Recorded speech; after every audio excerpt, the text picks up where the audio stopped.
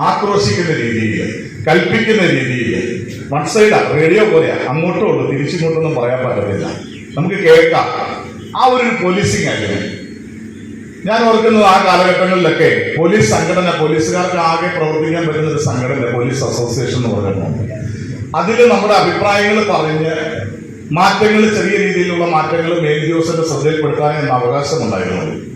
കാരണം ബ്രിട്ടീഷുകാർ തുടങ്ങി വെച്ച ഒരു പോലീസിങ് പഠിക്കുന്ന കുട്ടികളുടെ കേട്ടോ, പഠിക്കുന്ന കുട്ടികളെ സംബന്ധിച്ചിടത്തോളമാണ്. അപ്പൊ പെട്ടെന്ന് നമ്മൾ അതിനെക്കുറിച്ച് അന്വേഷിച്ചു. അപ്പോഴാണ് നമ്മള് ചിരി എന്ന് പറയുന്ന ഒരു പ്രോഗ്രാം നിങ്ങൾ കേട്ടിട്ടുണ്ടോ അല്ലെ? ചിരി നമ്മള് പോലീസും എല്ലാവരോടും കൂടി നമ്മുടെ SBC സ്റ്റുഡൻസിനെയൊക്കെ ഉപയോഗിച്ച് നമ്മള് ഈ കുട്ടികളെ സ്കൂളുകളിൽ ഇങ്ങനെ മാനസിക സംഘർഷങ്ങൾ അനുഭവിക്കുന്ന കുട്ടികളുടെ വിവരങ്ങള് പറയുമ്പോൾ നമ്മൾ അവരുമായിട്ട് ഫോണിൽ സംസാരിക്കുന്നു. നമ്മൾ കുട്ടികളെ കൊണ്ട് വിളിപ്പിക്കുന്നു. നിങ്ങൾ പേടിക്കേണ്ട, നമുക്ക് പഴയ കാലം നമുക്ക് തിരികെ വരും, നമ്മുടെ കളിസ്ഥലം തിരികെ കിട്ടും, നമ്മുടെ സ്കൂളുകളെ, കൂട്ടുകാര്, നമ്മുടെ ടീച്ചേഴ്സ് എല്ലാവരും നമ്മളൊപ്പം തിരികെ വരുന്ന ഒരു കാലഘട്ടം ഉണ്ടാവും.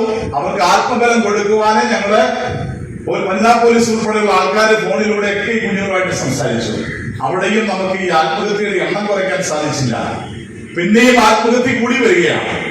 പിന്നീട് നടത്തിയ പഠനങ്ങളിലാണ് മനസ്സിലായത് നമ്മുടെ കുഞ്ഞുങ്ങൾ ആത്മഹത്യ ചെയ്യുന്നത് മൊബൈൽ ഫോണിന്റെ ദുരുപയോഗം കൊണ്ടാണ് എന്നുള്ള വലിയ വേദനിപ്പിക്കുന്ന രഹസ്യങ്ങൾ പോലീസിന് മനസ്സിലാവുന്നത്. പാഠങ്ങൾ പഠിക്കുവാന് നമ്മുടെ കുഞ്ഞുങ്ങൾക്ക് മൊബൈൽ ഫോൺ വാങ്ങിക്കൊടുത്തപ്പോൾ നമ്മളൊക്കെ ഓൺലൈൻ പഠനമാണെന്ന്, നമ്മുടെ കുഞ്ഞുങ്ങൾ ഓൺലൈനിൽ പഠിക്കുകയാണ് എന്നൊക്കെ കരുതി കാവലിരുന്ന അപ്പനും അമ്മയ്ക്കും ഒക്കെ കരയേണ്ട ഗതികേടുകളാണ് പിന്നെ ഉണ്ടായത്. നമ്മുടെ കുഞ്ഞുങ്ങളെ മൊബൈൽ ഫോണിലൂടെ അവൻ ആ മുറിയിലിരുന്ന് ലോകത്തിലെ എല്ലാ രാജ്യങ്ങളിലും രാജ്യങ്ങളിൽ കൂടെ അവൻ സഞ്ചരിച്ചല്ലേ. എന്തിനെ കുറിച്ചും അവന് അറിവ് കിട്ടി. അവൻ പഠന കാര്യങ്ങളെ കുറിച്ചും മറ്റുള്ള കാര്യങ്ങളിലേക്ക് അവൻ ശ്രദ്ധ ചെലുത്തി. അവനിതിന് ഒരു അഡീഷനായി മാറുകയായിരുന്നു. പല കുട്ടികളും മൊബൈൽ ഫോണിന് അഡീഷനായി മാറി. പല സൗഹൃദങ്ങളെ, തെറ്റായ കൂട്ടുകെട്ടുകളിലേക്ക് നമ്മുടെ കുഞ്ഞുങ്ങളെ വഴിമാറി ചിന്തിച്ചു. തെറ്റായ പ്രണയ ബന്ധങ്ങളിലേക്ക് നമ്മുടെ കുഞ്ഞുങ്ങൾ ചെന്ന് പെട്ടു. അതിലൂടെ ഓൺലൈനിലൂടെ മറ്റു ചതിക്കുഴികളിലെ വൻ റാക്കറ്റുകൾ ഇതിലേക്ക് കടന്നു കയറി അത് സൈബർ ലോകത്തെ തന്നെ ഞെട്ടിക്കുന്ന രീതിയിൽ നമ്മുടെ കുഞ്ഞുങ്ങളെ പല ചതിക്കുഴികളിലേക്ക് അവർ മാടി വിളിച്ചു. നല്ല ശതമാനം കുട്ടികളും ഈ ചതിക്കുഴിയിൽ അകപ്പെട്ടു പോയവരുണ്ട്. എത്രയോ കുഞ്ഞുങ്ങളാണ് ഈ കോവിഡ് കാലഘട്ടം കൊണ്ട്, ആ ഓൺലൈൻ വിദ്യാഭ്യാസം കാലഘട്ടം കൊണ്ട് ഈ കൊച്ചു കേരളത്തിൽ ആത്മഹത്യ ചെയ്തെന്ന് സ്നേഹം നിറഞ്ഞ അധ്യാപകർക്ക് അറിയാമോ? ഏകദേശം 200-ന് മേൽ കുഞ്ഞുങ്ങള് ഈ ഓൺലൈൻ വിദ്യാഭ്യാസ കാലഘട്ടത്തിൽ നമ്മുടെ സംസ്ഥാനത്ത് ജീവിതം അവസാനിപ്പിച്ചു. വളരെ വേദനയോടുകൂടി ഞാൻ പറയട്ടെ, അതിൽ 6 കുട്ടികള് ഞാൻ ജോലി ചെയ്ത ഈരാറ്റുപേട്ട പോലീസ് സ്റ്റേഷന്റെ പരിധിയിലാണ്. ഒരുപക്ഷെ ഇവിടെ ഇരിക്കുന്ന അധ്യാപകർക്ക് അറിയാം. ആ കുഞ്ഞുങ്ങളൊക്കെ ഇപ്പോൾ മൊബൈൽ ഫോൺ എടുത്തു വെക്കും മക്കളെ എന്ന് അമ്മ പറഞ്ഞപ്പോഴ്, അല്ലെങ്കിൽ ബാപ്പ പറഞ്ഞപ്പോഴ്, അല്ലെങ്കിൽ പപ്പ പറഞ്ഞപ്പോഴ്, മമ്മി പറഞ്ഞപ്പോൾ, മതിയെന്ന് പറഞ്ഞ് ഫോൺ പിടിച്ചു മേടിച്ചു വെച്ചപ്പോൾ ഫോൺ തിരികെ തന്നില്ലല്ലോ, ഇപ്പോൾ ഞാൻ കാണിച്ചു തരാമെന്ന് പറഞ്ഞ് മുറിക്കകത്തേക്ക് കയറി ഇതുപോലെ കറങ്ങുന്ന ഭാര്യയിലേക്ക് എത്തി ജീവിതങ്ങൾ അവസാനിപ്പിച്ച കുഞ്ഞുങ്ങള് ഈ നാട്ടിലെ, ഈ നാടിനെ, ഈ കുടുംബത്തിന് ഒന്നും കാണിക്കാതെ ഈ ലോകത്തുനിന്ന് മറഞ്ഞുപോയി.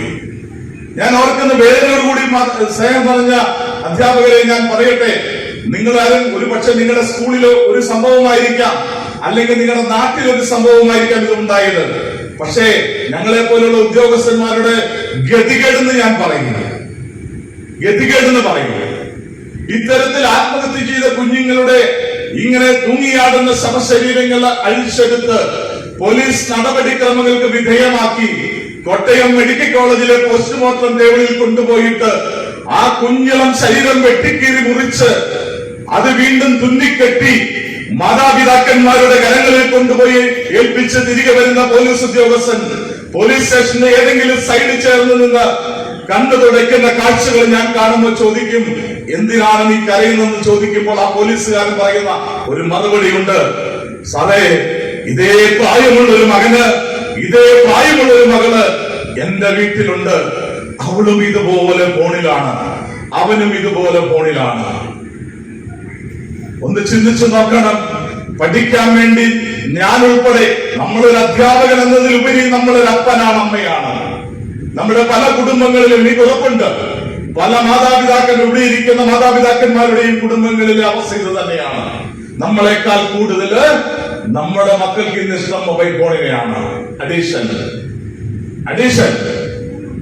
ഏതൊരു വ്യക്തിക്കും, ഏതൊരു വസ്തുവിനോടും, ഏതൊരു ഭക്ഷണത്തോടും, ഏതൊരു പാനീയത്തോടും, ഏതൊരു വ്യക്തിയോടും അമിതമായി ഉണ്ടാകുന്ന ആസക്തി, ഇഷ്ടം, അത് അഡീഷനാണെന്ന് നമുക്കറിയാം. കലാലയങ്ങളിൽ പ്രേമബന്ധങ്ങളിൽ ഏർപ്പെടുന്ന പെൺകുട്ടിയും ആൺകുട്ടിയും, നമുക്കറിയാം നമ്മുടെയൊക്കെ കാലഘട്ടങ്ങളിലും പ്രണയബന്ധങ്ങൾ ഉണ്ടായിരുന്നു, അല്ലേ? ഇല്ലേ? ഉണ്ടായിരുന്നു. ആ കാലഘട്ടത്തിലും പ്രണയം ഉണ്ടായിരുന്നു. പക്ഷെ ഒരു ജീവൻ നഷ്ടപ്പെടുത്തുന്ന രീതിയിലേക്കുള്ള പ്രണയങ്ങൾ അതില്ലായിരുന്നു. ഇന്ന് കലാലയങ്ങളിൽ കാമുകന്മാര് ശിരസറുത്തു മാറ്റുന്ന സംഭവങ്ങളാണ് കണ്ടുകൊണ്ടിരിക്കുന്നത്. ഇതാണ് അഡിഷൻ. നീ എന്റേത് മാത്രമാണ്. നമ്മുടെ കുട്ടികളുടെ ചിന്താഗതിയാണ്. കാലം മാറിയപ്പോൾ നമ്മുടെ കുട്ടികളുടെ ചിന്താഗതി മാറി.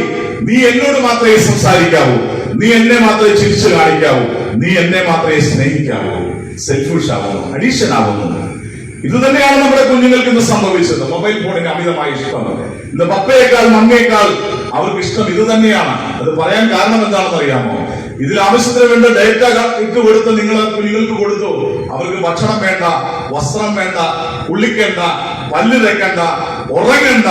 അവരെത്ര മണിക്കൂർ വേണമെങ്കിലും ഇതുമായിട്ട് ഇടപെടും. ശരിയാണോ ഞാൻ പറഞ്ഞത്? ശരിയാണോ? ഒരുപക്ഷെ നിങ്ങൾക്കറിയാം, നന്നായി പഠിച്ചുകൊണ്ടിരുന്ന കുഞ്ഞുങ്ങളൊക്കെ ഇന്ന് പഠനത്തിൽ നിന്നും ഒരുപാട് പിന്നോട്ട് പോയിരിക്കുന്നു. പല മാതാപിതാക്കന്മാരും എന്നെയും വിളിച്ചു പറയാറുണ്ട്, സാറേ പേടിയാണ്, മൊബൈൽ ഫോൺ എടുത്തു വെക്കാൻ പറയാൻ പേടിയാണ്.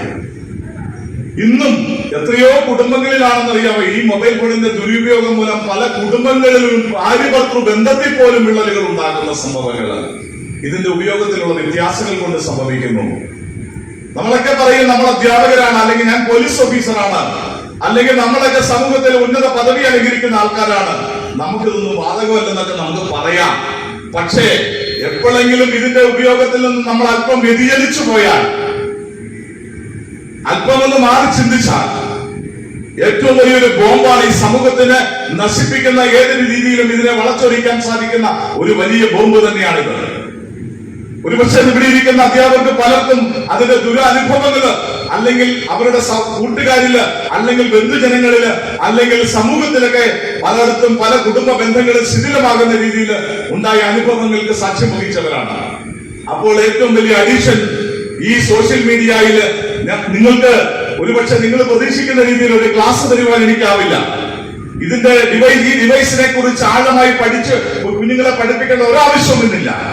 ഏകദേശം 80% ഈ മൊബൈൽ ഫോണിൽ നമ്മൾ അറിയേണ്ട, പഠിക്കേണ്ട, അറിഞ്ഞിരിക്കേണ്ട, കാണേണ്ട, കേൾക്കേണ്ട കാര്യങ്ങളാണ്. പൊതുസമൂഹത്തിന് വേണ്ടിയുള്ളതാണ്. പക്ഷേ 20% തിന്മയുടെ വഴിയിലേക്കുള്ള യാത്രയാണ് ഇതിലുള്ളത്. ഇവിടെ കുഴപ്പം എന്താണെന്ന് ചോദിച്ചാൽ, ഈ 80% ഉപയോഗിക്കുന്നവർ നമ്മളില് നന്മയുടെ ഭാഗം ഉപയോഗിക്കുന്നത് 20% ആൾക്കാരാണ്. അവിടെയാണ് മൊബൈൽ ഫോൺ മോശമായി പോയത്. നമ്മൾ അറിയേണ്ട കാര്യങ്ങളെ കുറിച്ച്, പഠിക്കേണ്ട കാര്യങ്ങളെ കുറിച്ച് അതിന്റെ പിന്നെ പോകുന്നത് വെറും 20% ആൾക്കാരെ ഉള്ളൂ. ഭൂരിഭാഗം ആൾക്കാരും പോകുന്നത്, 80% ആൾക്കാർ പോകുന്നത് ഇതിലെ തിന്മയുടെ വഴിയാണ് സഞ്ചരിച്ചുകൊണ്ടിരിക്കുന്നത്. അവിടെയാണ് മൊബൈൽ ഫോൺ മോശമായി പോയത്. അപ്പോൾ കുഞ്ഞുങ്ങൾക്ക് പറഞ്ഞു കൊടുക്കുമ്പോൾ, അവരെ ചേർത്ത് നിർത്തുമ്പോൾ, അവരെ സ്നേഹിക്കുമ്പോൾ അവരോട് പറഞ്ഞു കൊടുക്കേണ്ടത് ഇതിലെ വലിയ ചതിക്കുഴികളെ കുറിച്ച് തന്നെ നിങ്ങൾ പറഞ്ഞു കൊടുക്കണം. അതാണ് ചെയ്യേണ്ടത്. നമ്മളെക്കാളും കൂടുതൽ ഈ മൊബൈൽ കുറിച്ച് കുഞ്ഞുങ്ങൾക്ക് വളരെ വ്യക്തമായിട്ട് ധാരണയുള്ളവരാണ്. ഒരു കാര്യം നിങ്ങൾ മനസ്സിലാക്കുക, ഈ ഒരു ഡിവൈസിലേക്ക് എന്തെങ്കിലും നമ്മൾ ആഡ് ചെയ്താൽ, എന്തെങ്കിലും ഒരു ഫോട്ടോ എടുത്തു കഴിഞ്ഞാൽ, ഒരു വീഡിയോ എടുത്തു കഴിഞ്ഞാൽ ഒരിക്കലും ഇത് മാറ്റുവാൻ, ഇതിൽ നിന്നും, ഈ ഫോണിൽ നിന്നും നിങ്ങൾക്ക് ഇത് നശിപ്പിച്ച് കളയാൻ സാധിക്കുന്നുള്ള യാഥാർത്ഥ്യം എന്റെ അധ്യാപകർ ആദ്യം മനസ്സിലാക്കണം.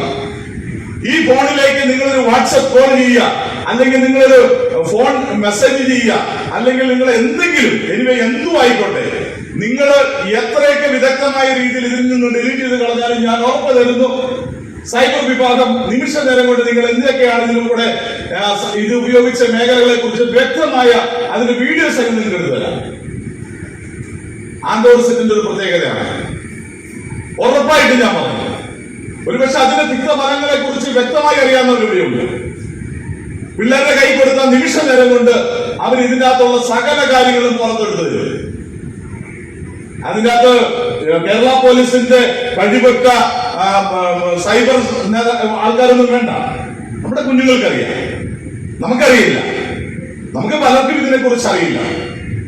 അതുകൊണ്ട് ഈ സാധനം ഞാൻ പറയുന്നത് നമ്മുടെ ഇത് കൈമാറ്റം ചെയ്യുവാനോ, ഒരു കാര്യം മനസ്സിലായി, നമ്മുടെ പെൺകുട്ടികളോട് പ്രത്യേകം പറഞ്ഞു കൊടുക്കേണ്ട കാര്യം, ഒരു ഫോൺ നമ്മളായാലും പെണ്ണുങ്ങളായ അധ്യാപകരായാലും ശ്രദ്ധിക്കേണ്ട ഒരു കാര്യമാണ്. നമ്മുടെ പേഴ്സണൽ ആയിട്ടുള്ള എല്ലാ ഡേറ്റയും ഇതിനകത്തുണ്ട്, എല്ലാ വിവരങ്ങളും ഇതിനകത്തുണ്ട്. നിങ്ങൾ ഈ ഫോൺ നന്നാക്കാൻ ഒരു കടയിൽ കൊണ്ടേ കൊടുക്കുമ്പോൾ ഇന്ന് നടക്കുന്ന സംഭവങ്ങളാണ്.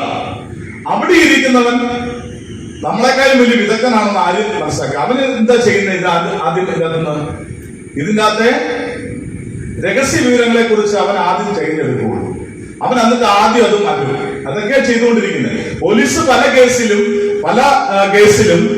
പോലീസ് അന്വേഷണം നടത്തുമ്പോൾ സംഭവിക്കുന്നതാണ്. എവിടെയെങ്കിലും ഒരു സർവീസ് സെന്ററിൽ അല്ലെങ്കിൽ എവിടെയെങ്കിലും ഒരു ഫോൺ നന്നാക്കാൻ കൊണ്ട് കൊടുത്തു കഴിയുമ്പോൾ അവിടെ നിന്നൊക്കെ അല്ലെങ്കിൽ നമ്മൾ നിൽക്കെ അത് നമ്മൾ നന്നാക്കി മേടിക്കണം. ഇതൊക്കെയാണത് വലിയ പ്രശ്നങ്ങളാണ്. അപ്പോൾ ഈ ഫോണിന്റെ ഉപയോഗത്തിന്റെ ഒരു വലിയ രഹസ്യമായ ഒരു അവസ്ഥയെക്കുറിച്ച് നമ്മൾ ബോധവാന്മാരായിരിക്കണം. ഇത് കൊടുത്ത് ആരെയും വിശ്വസിച്ച് നമ്മൾ കൊടുക്കരുത്, കൈമാറ്റം ചെയ്യരുത്. അത് ആദ്യം മനസ്സിലാക്കുക. നമ്മുടെ സ്വന്തമായിട്ട് നമ്മൾ ഉപയോഗിക്കുന്ന ഒരു ഫോണ് വേറൊരാൾക്ക് കൈമാറ്റം ചെയ്യാൻ പാടില്ല. വലിയൊരു അബദ്ധമാണ്. കാര്യം നമ്മൾ ചിലപ്പോൾ 100% എല്ലാവരും ക്ലിയർ ആണെന്ന് ഞാൻ പറയുന്നില്ല. നമ്മുടെ സ്വകാര്യ